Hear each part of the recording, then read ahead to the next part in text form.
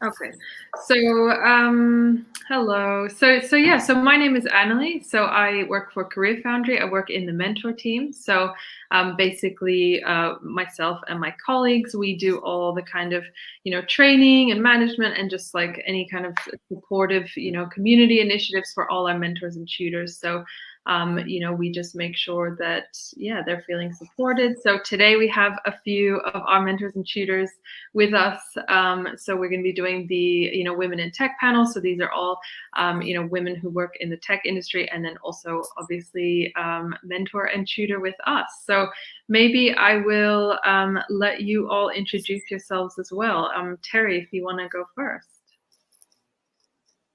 Hi, everybody. Aloha. My name's Terri from the Bay Area. I'm a UX UI designer and a tutor for CareerFoundry. Thank you for that. And Lila? Yeah. Hi, guys. My name is Lila. I am an art director and UI designer. I've lived in Brooklyn for the past 13 years, originally from California. I went to school and graduated at the Academy of Art University in San Francisco. So lots of California love coming from the East Coast. And yeah, I'm a mentor with CareerFoundry. I worked with CareerFoundry a little over a year, and I really love it. So that's me. Thank you for that. And then Selma? Hello, everyone. I'm Selma, and I'm from Cameroon. That's in Central Africa. I'm actually the founder of Data Girl Technologies, which is a initiative that empowers girls with digital skills. And I am a mentor at CareerFoundry. I'm having a nice time there. Thank you so much. So so like I said, if you have any questions along the way, please just write them in the chat. We'll answer them as we go, or we have loads of time at the end to answer them as well. So yeah, I mean, I wanted to get started by kind of I guess a big question that we talk about when we talk about women in tech is how to get more girls and women in tech in the first place, because they're underrepresented, So Selma, I know that you have done kind of a lot of work with this. And when we talked about this session, you mentioned, really wanting to embrace, help young girls embrace tech and kind of, start to think about it as an option for them. So do you want to talk a little bit about your experiences and elaborate about that a little bit? All right, thank you for that. I think it's no longer a secret about the gender imbalance in the tech industry, because just about 17% of positions are being occupied by women in the tech-specific positions. And even though in recent times a lot of projects have come up to help counter this, the underlying loophole here is that these projects are actually meant for women who are already in tech rather than those who are still planning to get into the tech field. And if you've noticed, when you train, they say train a child, and the child is going to grow up with that particular training. So I think that it's really, really important to start teaching tech to girls at a very early age, because when you're young, it's easier to shape your opinions about a lot of things and about the roles that you want to play in life. And children between the ages of 10 and 13, they actually actively already know what they want to do in the future. And some parents usually recommend more female, in quotes, more female careers for their female children, like you should do languages, you should work in a caring kind of industry, hospitality, logistics, journalism, and stuff like that. But I've been reading the story of female computer scientists like Grace Hopper and Marissa Mayer. And one thing that they have in common, it's the fact that they started tech at a very early age. Like they started tech when they were really, really young. And that's why they've been able to create so much impact in the tech field. Because I feel like tech coding, for example, it's very intimidating. And if you start learning it later in life, you can get frustrated because if you make a simple mistake, there's a tendency that you can spend a lot of time trying to debug that particular error. But if you teach a child, children are usually more creative, they're innovative. All they want to do is learn, learn, learn, learn. So when you teach them, especially girls at a very young age, how to code or how to do things, how to solve problems using code, it prepares them actually for the future. It prepares them to be able to build better software, and it also prepares them to be able to manage failure better, because now they already know that it's okay for your code not to run all the time. And I also think it's important to teach the girls how to code. Why? Because when you don't, you actually miss out on a lot of things, especially some innovations. Statistics show that about 85% of women make marketing decisions. So who builds these softwares for these women? Mm-hmm. All right. So if women are actually not the ones building this software, it means that there's some things that the men are not putting into the softwares that the women want to see. For example, women are more empathetic, they're more caring, they're more playful and thoughtful, and they always think of the end users more than they think of the solution. They think of the solution, think of the end users. A man will concentrate on building a software that meets a particular solution. A woman will think about the end users. He will think about, are the people using these applications, are they short-sighted? That means I have to make the text bolder.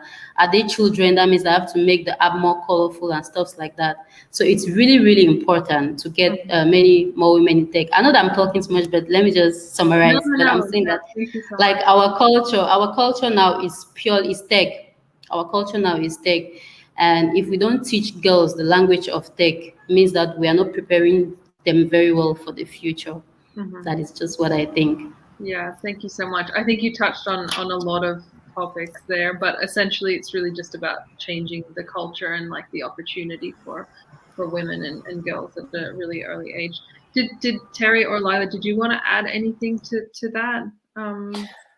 I think, Selma, something that you said that I forget the exact statistic that you pointed out, but so much marketing is marketed towards women. Like it's well over 50%. Like women are the major driving factors in the economy. And they're, the ones oftentimes that like choose like for the family, like where to spend money and stuff like that. So it's really important for women in tech to help make these decisions. The woman's voice is extremely important. So yeah, that was a great point you touched on. Mm-hmm. Mm-hmm. And I think it kind of also flows on to this idea of like, like workplaces need to also become more, family friendly and also accepting of the fact that, there are going to be more women working here and more inclusive in that way. Mm-hmm. Lila, did you want to talk a little bit about just like your kind of experience working in tech? Obviously, you're working as a UI designer, so slightly different kind of area of tech to Mm-hmm. but do you want to maybe elaborate a bit about your experiences and maybe what some of your challenges have been as well? Yeah. So yeah, great question. And from my perspective, I've just always been, a person working in tech. I don't have anything else to necessarily compare it to because I graduated and I knew kind of the field and the path that I wanted to go into.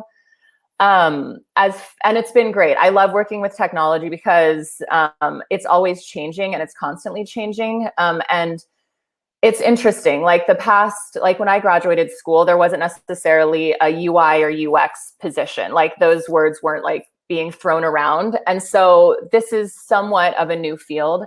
And the new fields are just always going to continuously like get added on. So that's definitely like an exciting thing working in this field, working in technology is you always have the opportunity to grow and there's always so much learning to be done. And which is great why courses like this, like CareerFoundry has skill you up. Like I've taken courses that, kind of get me up to like kind of like level me up in the playing field. And I would say pretty much all of my colleagues who work in this field as well, whether they be men or women, also have taken courses where they get, certificates or like skilled up, just like learning to skill up a little bit more.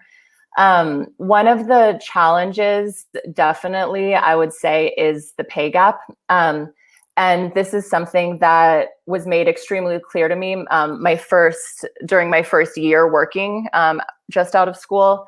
I was hired into a tech company, and I was very excited, very green.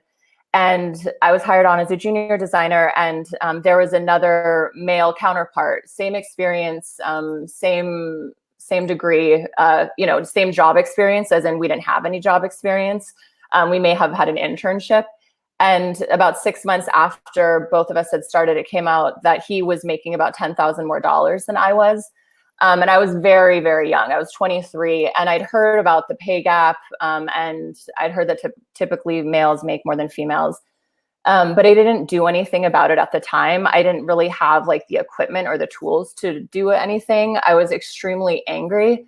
But I was able to turn that into a huge learning experience. And every single job and interview since then, it's so important to know your value and be assertive and do extensive research on the company, whether that's, not just the company's values and the company's mission, but also see what other people that you're interviewing for who have the same job title, what their pay is.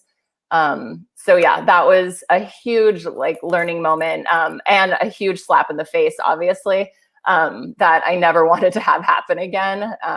So yeah, that was definitely a challenge that I've taken with me. I mean, do you or anyone else want to share some kind of specific tips when it comes to negotiating salary, or kind of what kind of process you might go through to avoid situations like this, or, just come out, with a higher salary right in the beginning? Okay, let me give this a try, because I think that most jobs in tech, that listed obviously. So the tendency is that when you're negotiating for a job, it's always good to research. Like Lila said, it's always good to research and see what other people in the same industry, in the same location earn. Because I can't be negotiating for a job in Germany and trying to compare the salary with negotiating a job in Nigeria, for instance. Yes, so you have to take you have to understand that locations pay differently, and also the job structure pays differently. So if I'm negotiating for a junior full stack web developer, I'll probably Google what other junior full stack developers receive in other companies in the same region, and then I'll be able to, and it's always good to give it out as a range. Don't be like, I want to be paid $50 an hour. You should be like, I want to be paid $50 to $80 an hour, so that if your range falls within what the company can afford, For sure. it makes it all the much easier for you to get the job. Yeah, I kind of read that it's always good to give a kind of 5K range of the yearly salary, so that they have something to work with. So that's definitely good advice. Terri, did you want to add anything to this? Yeah, actually,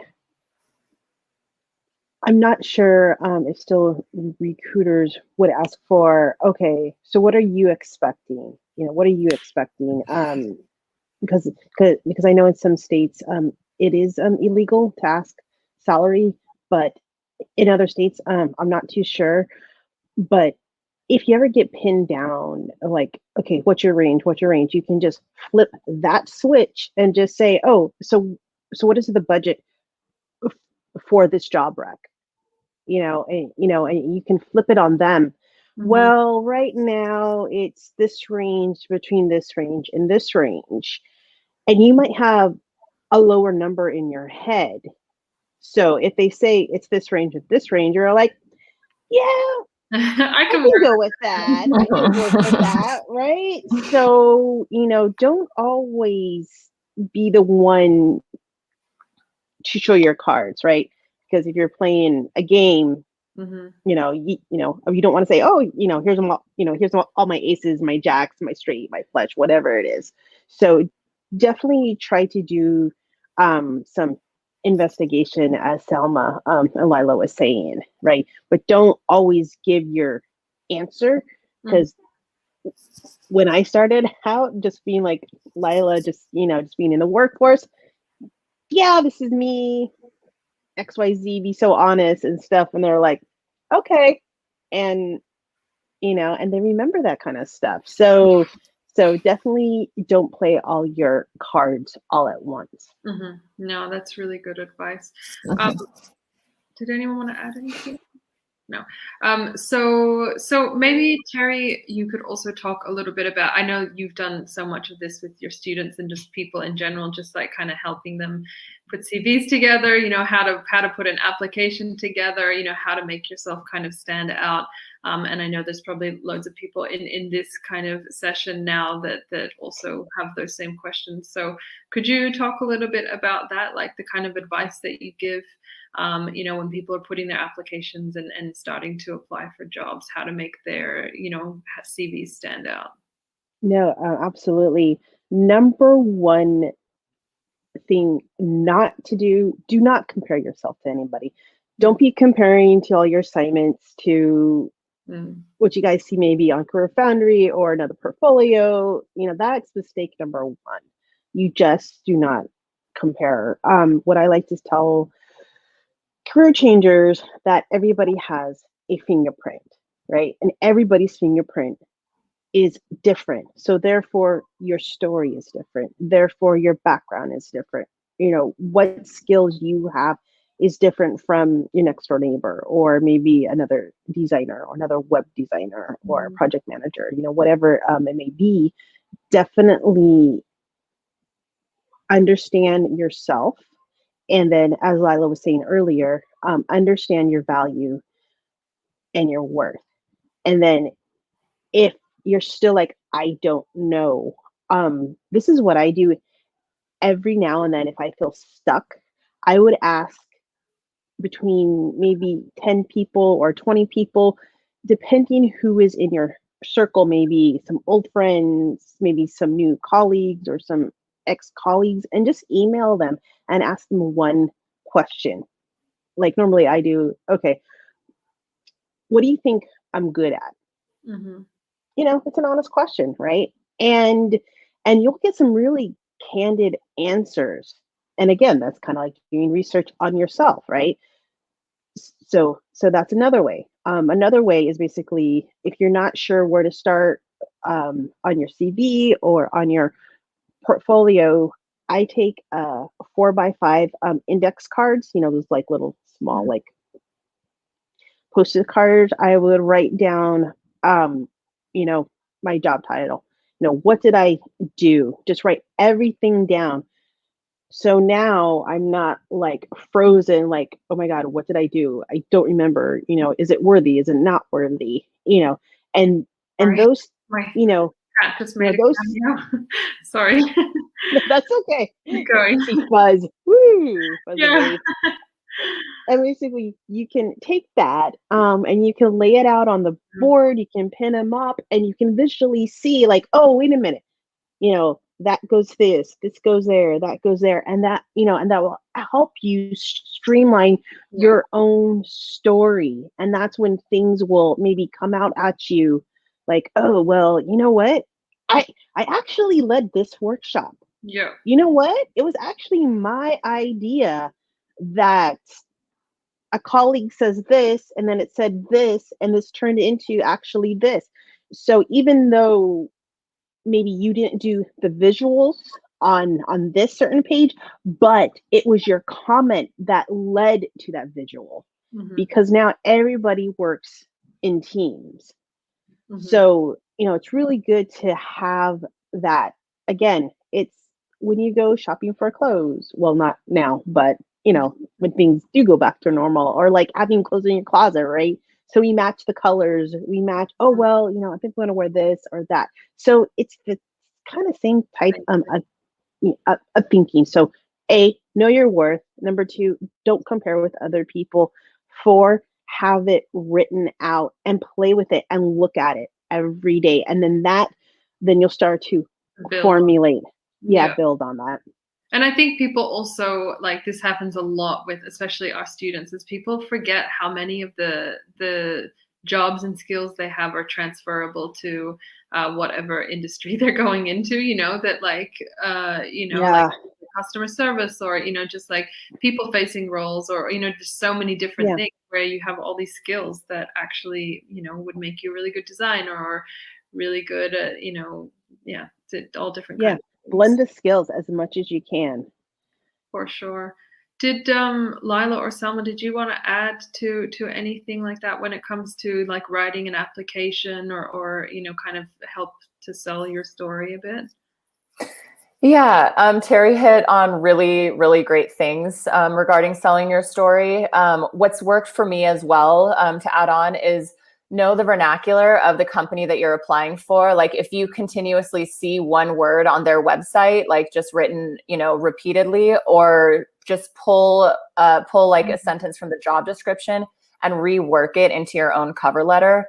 That also helps, just as far as like being familiar, like, because, you know, whomever's reading that will kind of recognize that you've done a little bit of research, or that like your words match up extremely well to the company's site or the job description. Yeah, it makes such a huge difference. And, you know, when companies get like a whole handful of applications, you can see when someone has gone that like little bit of an extra mile to like look up information or find the right language or just like tailor their experience to the role. It's so clear, you know, when you look at applications. So that's really good advice. Selma, did you want to add anything based from your experience? No. So I also wanted to go back, Terri, to what you talked about when it comes to like storytelling and communication. You know, I think, you know, that's definitely a topic of interest to a lot of women. I think, you know, in some companies, women have had a harder time, you know, being able to express what it is that they want because of different like dynamics or structures and issues within the company, or maybe a culture that isn't as inclusive. So I kind of think that the topic of communication is kind of, you know, really relevant. So could you maybe elaborate a bit about, you know, what we kind of discussed in terms of like how important communication is, how important storytelling is? Yeah, that is when you're trying to express or when you try to communicate yourself, it can be difficult depending who is in the room, right? So if you're in the room with 10 people and they're all talking all at once, you know, I've been in meetings that we have 10 people and they're just talking, and maybe somebody disagrees with somebody, and then you have those individuals keep going at it, you know, and you want to say a point. Yeah, sometimes it can be hard, but also too, but when you listen as they're talking, so when they're trying to get a breath, you can just go, may I interject? It's only going to take me like 10 seconds. I thought it was a very interesting point when John said this, or when Beth said this, whatever. So definitely have a voice. Don't be afraid. Number one, to ask questions. You have to ask questions, because if you don't know, then that's what you don't know. But definitely having your points written down on a small little post-it to have your thoughts already down.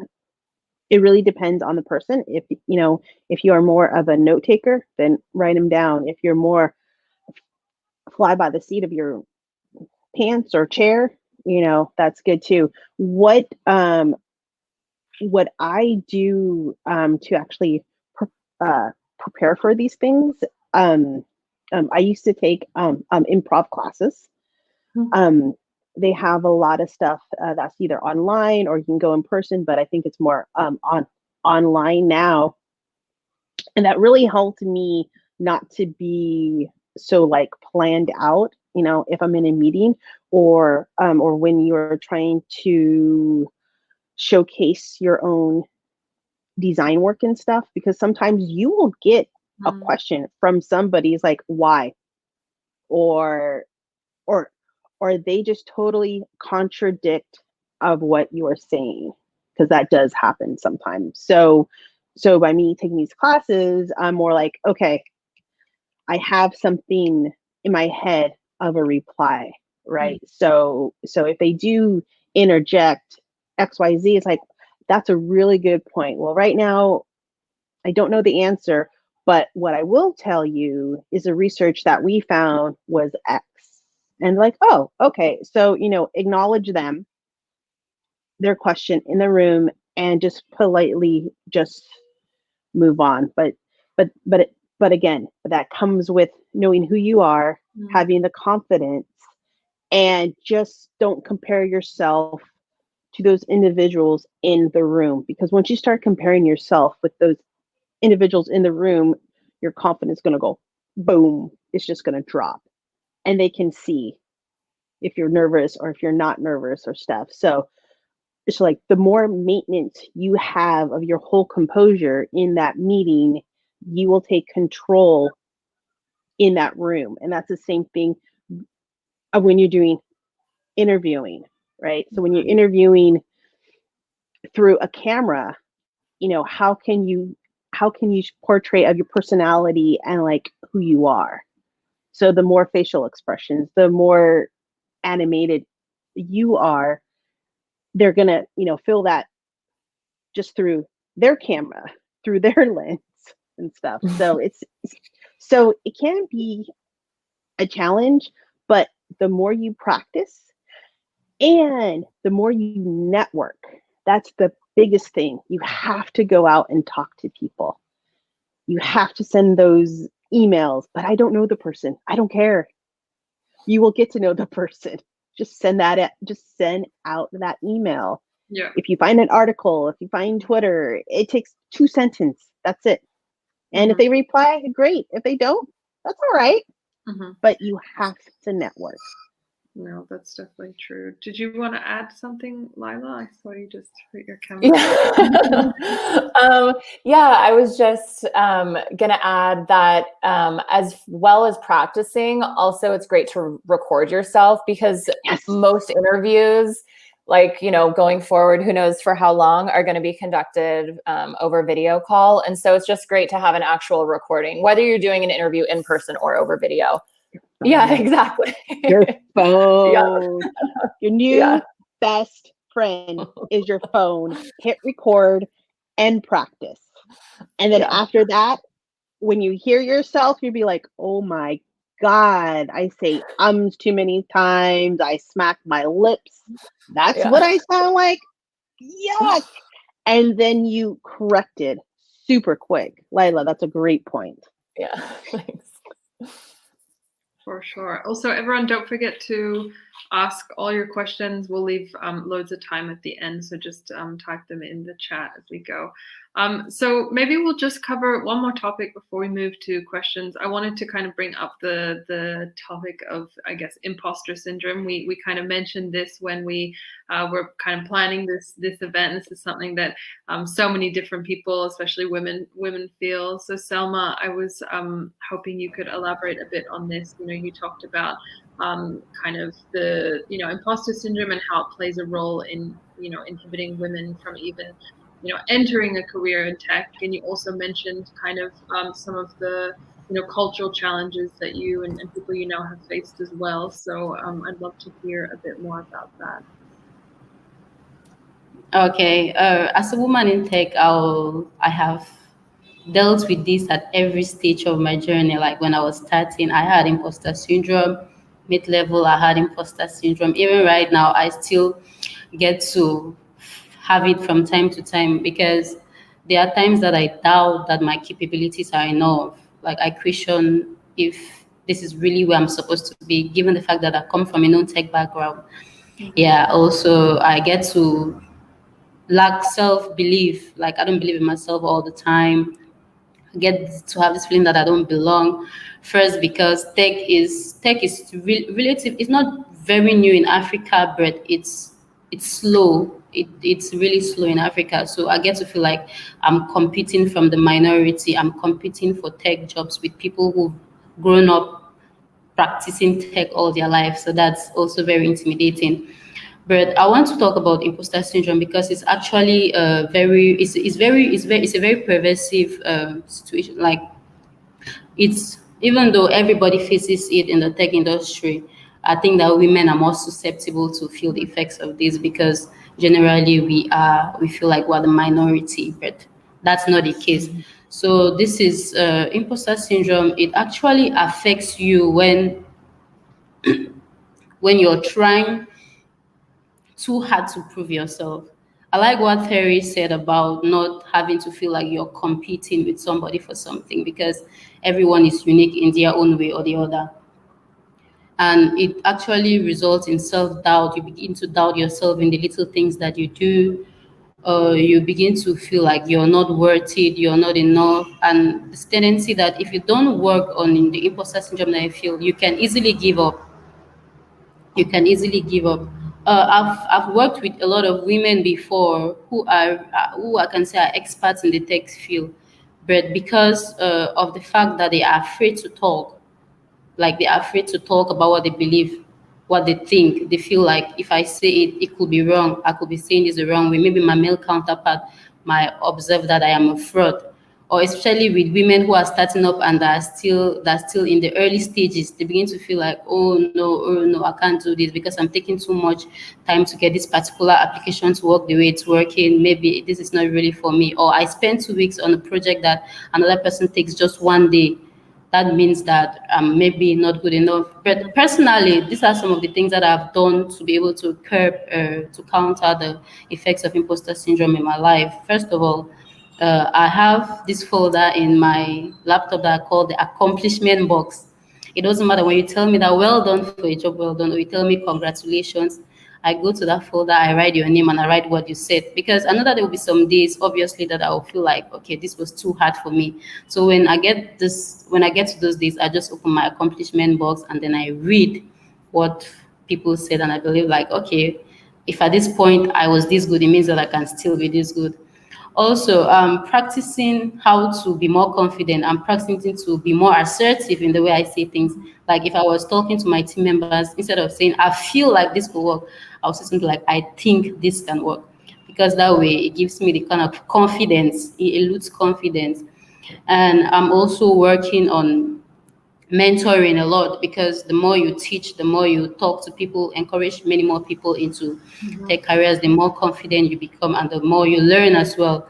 Because when you teach somebody, it doesn't matter the amount, it doesn't matter what you say, but you never underestimate the extent at which a praise word or a praise sentence can go to encourage another person. So I always use encouragement words to the girls, to the women that I work with. I tell them, you can do this, you're this, people have done this. And very, very importantly, something that I don't want to overemphasize the importance of mentorship, because it's like a win-win when you grow up knowing that different women in this field have made it. Different women in this field are succeeding. When you have people that you look up to, and you know that they have done things in tech that are succeeding, that are living well, it kind of encourages you to want to also do stuff like that. So I just believe that mentoring actually can help you a lot with your imposter syndrome. Thank you.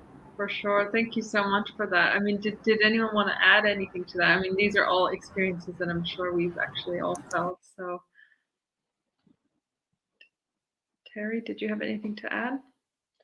Yeah, definitely.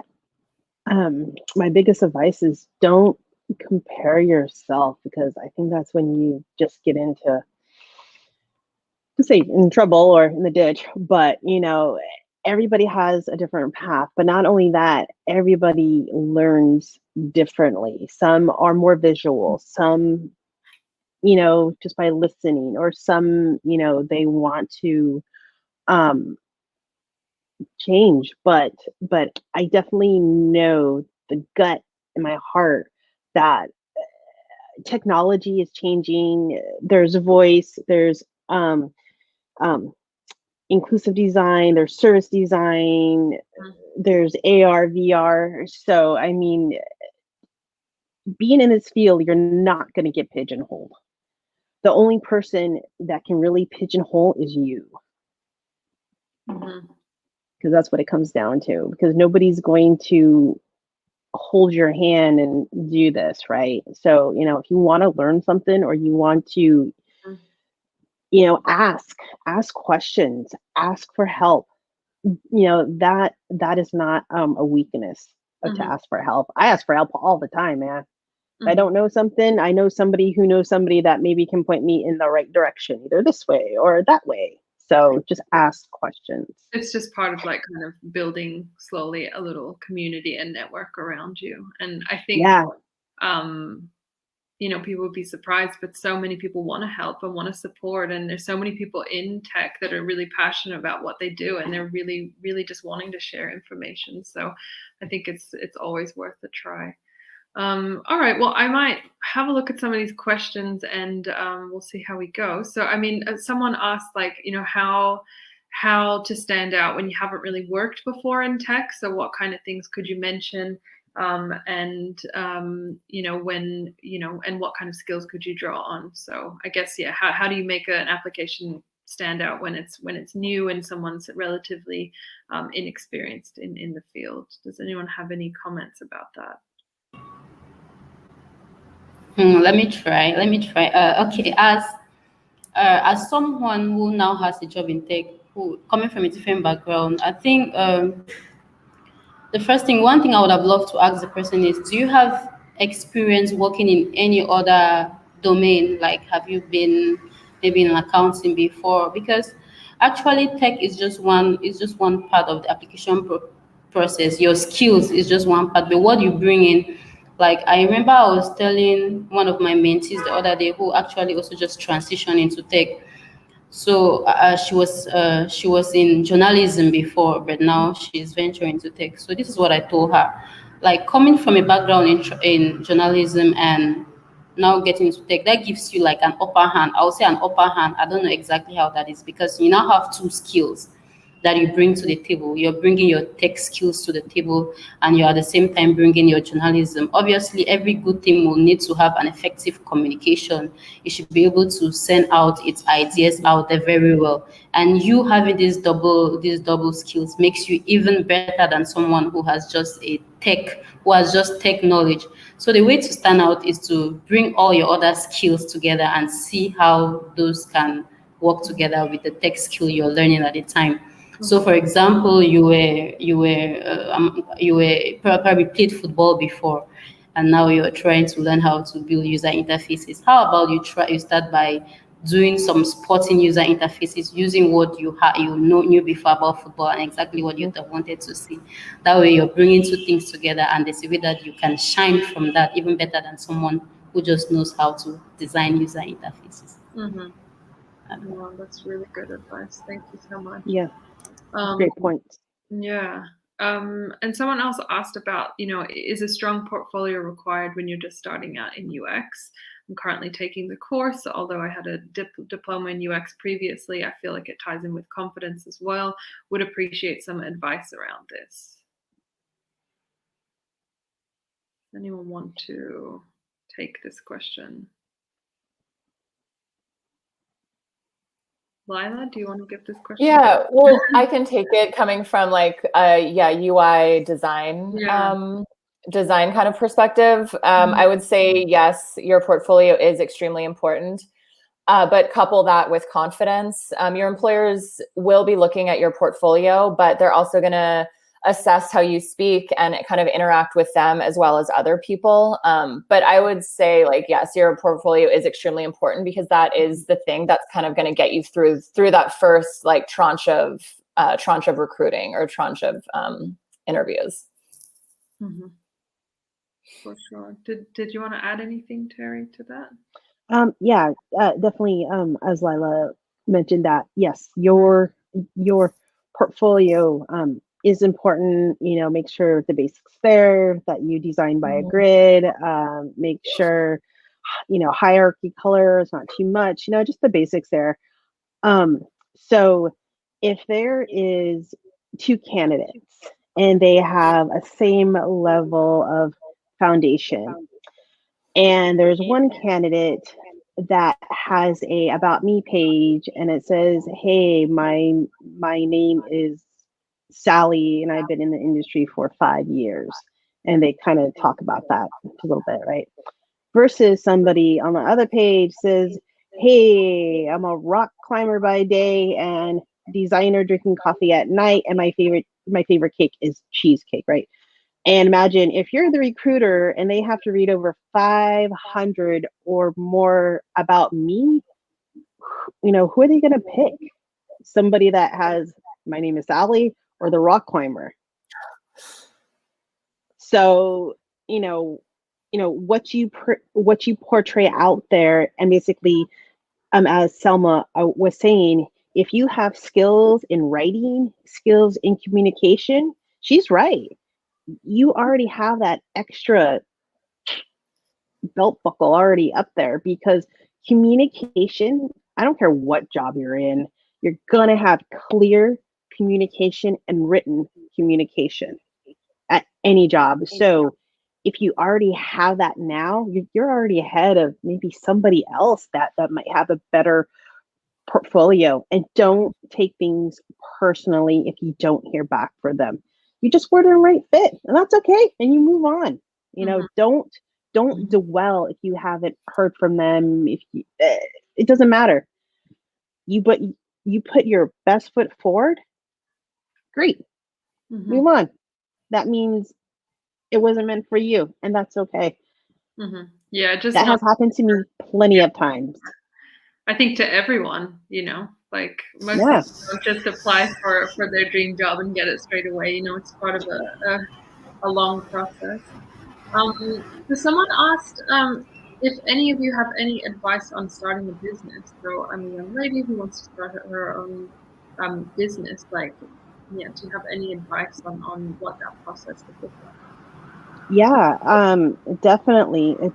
You want to start, small, and you just work your way up. Just having a couple clients, you can definitely advertise, word of mouth.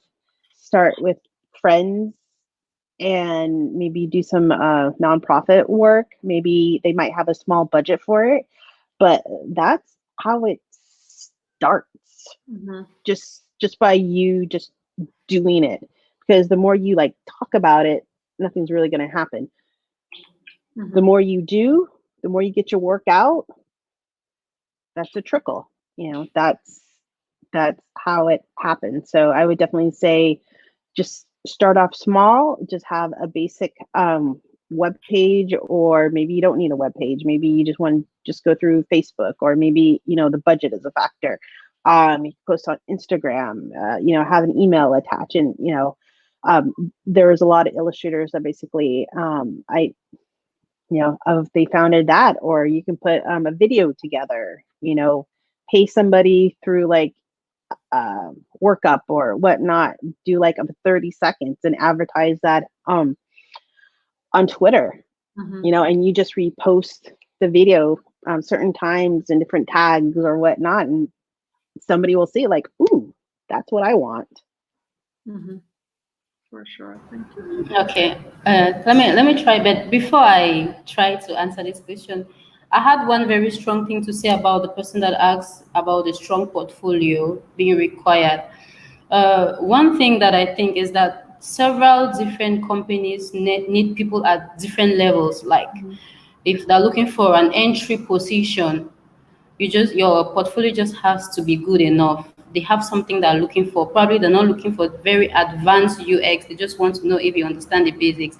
If they're looking for a mid-level or a senior, they have things that they're looking for exactly. So I think that depending on the kind of job that you want, you should probably tweak your portfolio to serve that. So because with a not very strong portfolio, applying for a senior position might be very tricky. It's not impossible, but it's tricky. So also target the jobs that meet your capabilities, your talents. Because for someone who's been in UX for just a year, and someone who's been in UX probably for 10 years and above, you already know that there are some differences. It might not really be in skills, but it has to do with experience. So it's also good to know the kind of position that you're applying for, so you know how to tweak your portfolio. You can even tweak it to look not very nice, because you want to make sure that you get the entry-level job, I'm just saying. All right, and then concerning the person that asked about how to start a business, I think that before you start a business, the underlying thing is there a market for it? Am I solving a problem that people actually are facing? because the tendency is that we get so excited about being CEOs and founders that we get to do solutions for products that people don't need. Let me give an example of myself. For someone that has started businesses and failed before, like okay, like probably when I was fresh out of masters, with the MBA, I was very excited and I was trying to make sure that I become a CEO at all costs. So I started this supplies business. You will supply medical equipment to hospitals. I had no license, but I didn't know that I needed a license for that. But I was very excited about the idea of getting a business done. Well, long story short, it failed. And that's because I was more excited about my idea than I was excited about solving a problem for people. So that made me to fail. But if you have a solution to something that people actually want, the tendency is that you don't need to do too much. Like Terri was saying, if you can effectively have one branding that you can brand your product. For example, you wanted to have a course that trains people how to tech or how to design beautiful user interfaces or how to code. If you discover that there's actually people wanting to do this to learn how to code, and then you have this training center, there's a tendency that even within the first few months, you already have people coming to sign up to learn that. So the first thing you have to understand is there actually a market out there? Do people actually need the solution that I'm providing? And then you now tweak how you want to brand it. Do you want it to be like a social media kind of branding? Do you want to brand it over the TV? But that will always depend on if your solution, people really care to buy it. That's what I think. For sure. Thank you so much to both of you for tackling that question. So this kind of relates, this question, to a few things we've mentioned, but someone said in St. Lucia, technology is slow to emerge and grow in the business community. So as someone who's recently transitioned into UX, it will be a bit of a challenge to approach these businesses who have never or seldom used qualitative user information to make their products more desirable. Does anyone have any advice to give to me here? I would suggest reaching directly out to that company because it looks like you've done a little bit of research on, what companies are in St. Lucia, and reach out to them and talk to them about design positions. And it doesn't necessarily have to immediately be like a UI or UX position, but if you want to get your foot in the door specifically in St. Lucia, then I would probably just directly reach out to those companies and see if there are any design job openings. Just like contact and communication could be really important there. That's really good advice. And then does anyone have any tips on how to find a mentor? I mean, I know that you kind of mentioned this a bit, Terri, obviously, just asking questions, finding people on LinkedIn, reaching out to them, or reaching out to people you already know, to reach out to other people. But does anyone have other advice on this, how to find a mentor? Yeah, sure. I'll take a stab at it. Definitely, when I see that question, I always refer it to like dating, right?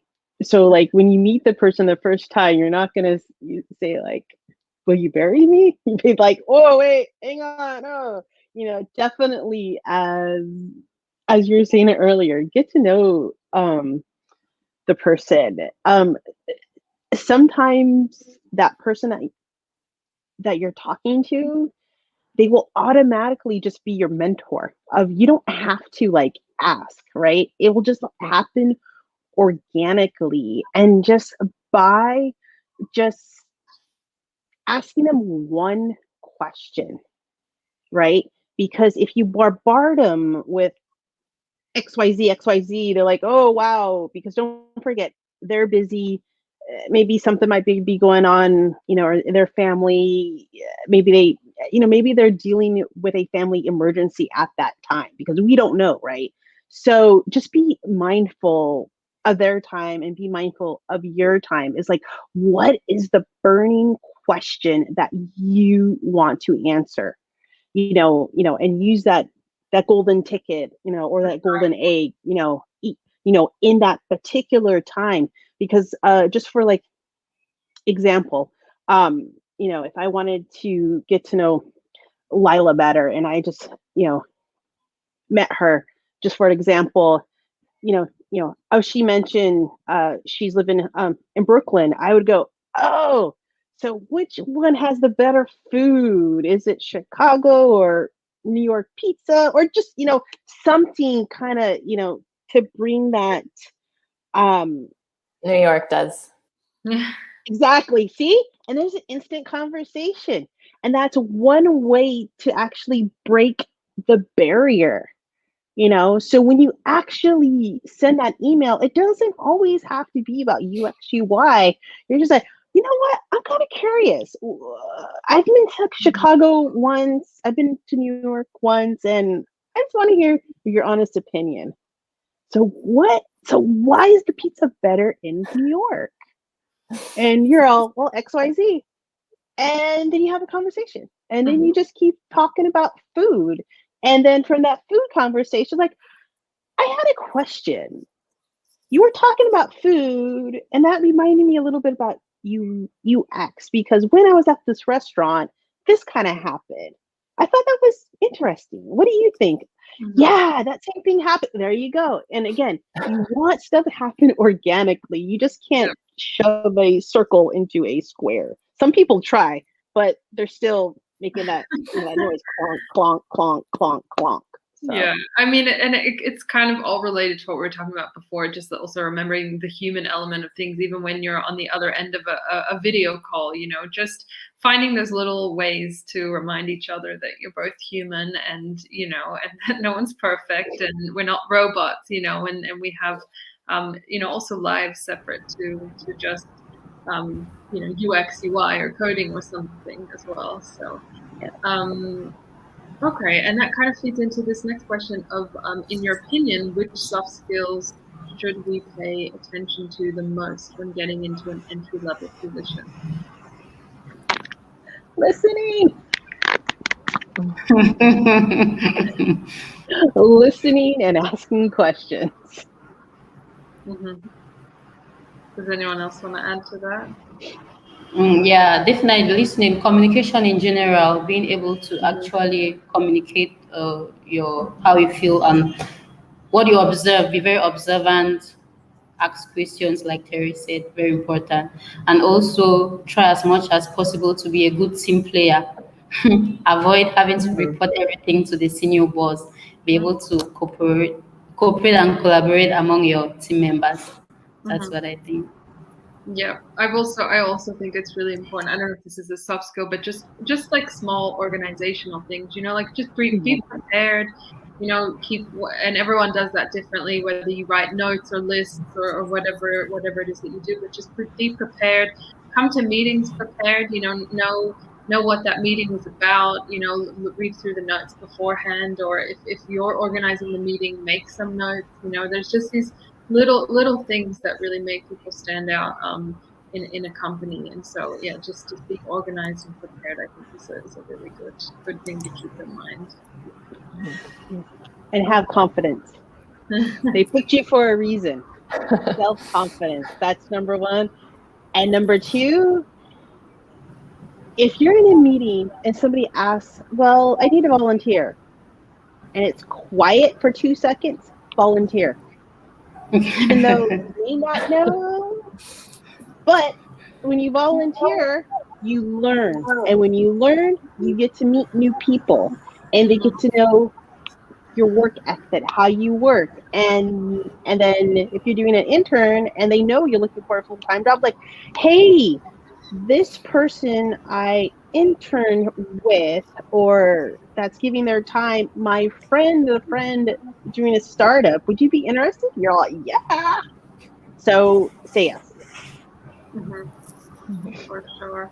And then another question that's here, I think we've covered this a little bit, but how do you get real world experience previous to applying for a job? Is it required and or helpful to have real world experiences to be able to push your skills in the interview process? And they said, I'm currently taking a UX course as well. So. I can speak a little bit to this. It is, of course, important to have real world experience, but if you don't, like so many people don't for entry-level positions, that's totally fine.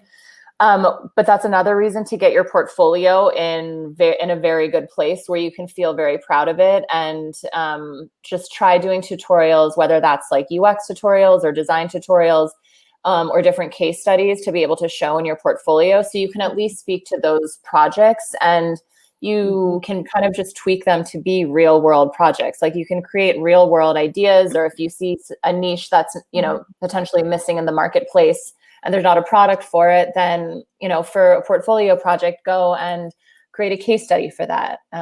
So you can speak to that in your interview for the position.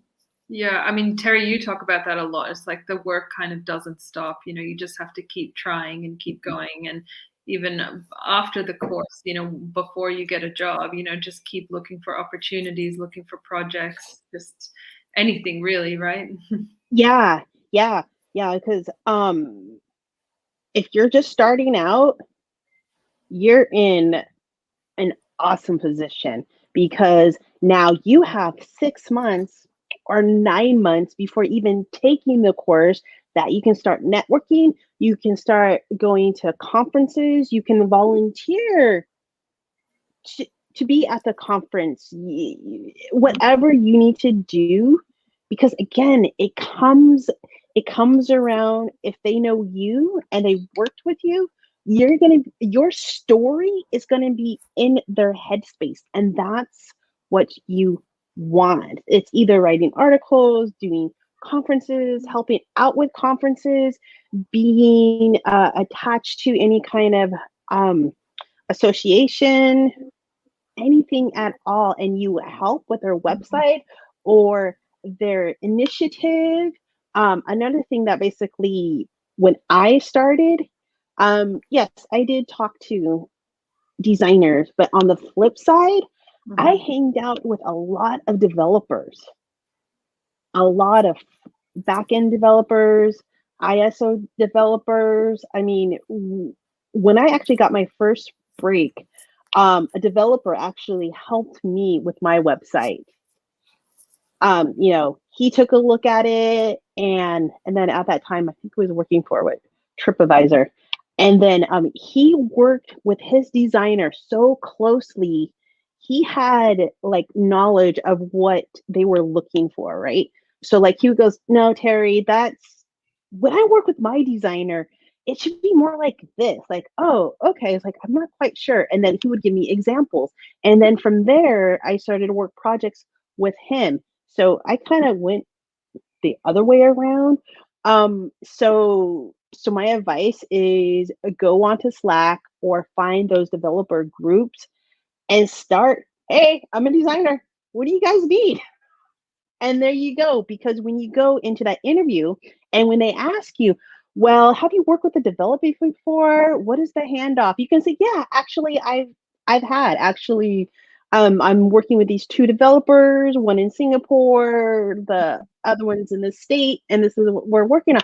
Oh, okay. So again, so when you interview and you already know the questions they're going to ask you, you actually say that before they're going to ask you. So again, you have to beat them to the punch. It's kind of like, if you have children and they're little and they're going to touch, the burnt stove, you're like, oh no. So you want to make sure it's up, high. So again, you got to be a couple of steps ahead of them. Yeah. And, and when they're going to lean back like, oh, well, I don't really have to worry about this person because she's already doing this or he's already doing this, versus somebody that kind of comes in like, well, I don't know, again, it's that vibe, it's that energy. And if they don't feel like, can